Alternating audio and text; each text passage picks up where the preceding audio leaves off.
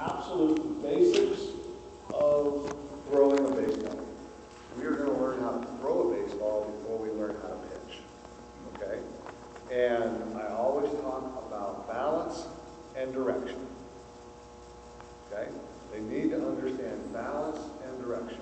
And when I say that, basically you think of whenever you take your stride, boom, we want to stride right towards our target. Sounds simple enough. How many kids do it? Hardly any. They're going to step across, they're going to step way over here. It's a real simple concept. You've got to have direction. And it starts from the ground up. Okay? And then you have to have balance.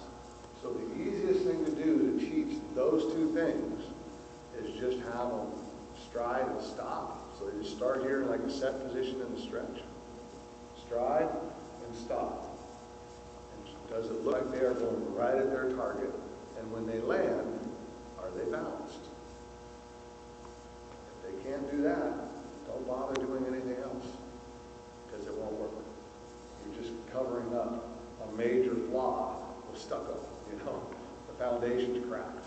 It won't work. You've got to make sure they can do that. And so that's one of the first things I have them do is just learn how to stride and stop. Oh, if they can do that, pretty good. They have good direction with the front side here. And make sure the elbows are up. That would be the next thing I would go. And once they're ready to do that, now I'll say, let's go ahead and throw the ball. Stride, get to that spot, turn and throw the ball, and balance on one foot. And that's the next step, balance. Direction, balance. If you can do those things, then you can start to build. But most young players cannot. So start right there. It's a really simple drill. Step, balance. Okay? That would be the first part I would start with all young kids. Obviously, a 12-year-old that's had a little training, be able to bang that out right away. That gives you your chance to say, great job, you're ahead of schedule. Now we can move to the next thing. But you're 7, 8, 9-year-olds. You might spend a while on that. Okay?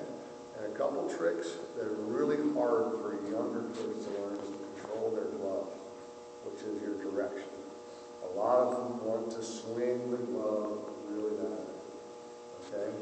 So what I try and do, a little trick that you can do, ways to talk to them is when you stride, just think of them going out and using this elbow. Put a gun sight on it. You can actually come up behind and put your fingers like that. Can you see home plate? Yep. All right, you're on target. And now they got to understand that concept of if they go here, put your finger down, look good. Is that on the home plate? Nope. Now I'm back, I've got my direction. And that's the most common thing that all young kids do is this front side, the front shoulder and the glove swing. And we need to make sure that we get direction with it out front. Okay?